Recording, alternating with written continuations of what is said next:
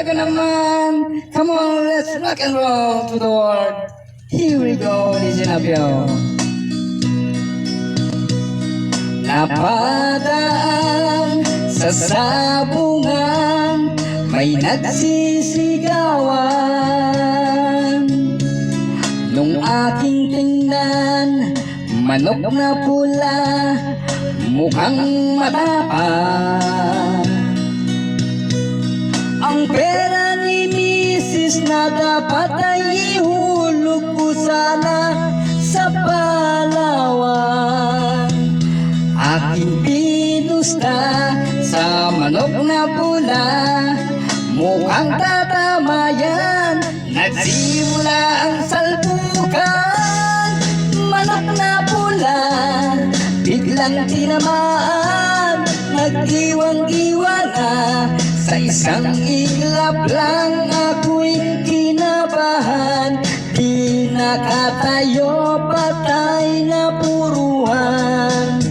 Ang perang hulog sa Palawan, tinalo ko sa sabungan. Nung umuwi sa may bahay, ako'y matamlay. Ako'y nagsisi, ubos ang money, darling, I'm sorry.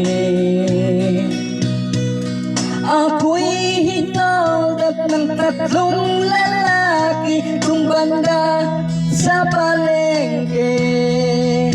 Pero ang misis ko hindi maloko, kinarabe ako, basag-basag ang mukha ko.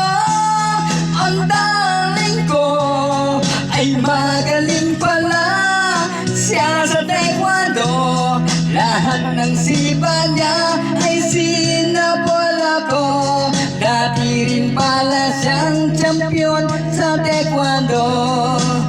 Sa sobrang galit ng misis ko, bali-bali mga buto ko. Ang perang dapat sa anak ko ay tinalo ko. Naakit ako ng gagong demonyo, kaya kinasti ko ako ng darling ko. Nang dahil sa sugal na pahamak ako. Kaya kayong mga sabungero, huwag mag-asawa ng champion sa judo.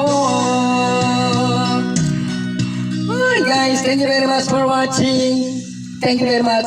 Your like and share my video. Thank you. Sana nag-enjoy kayo.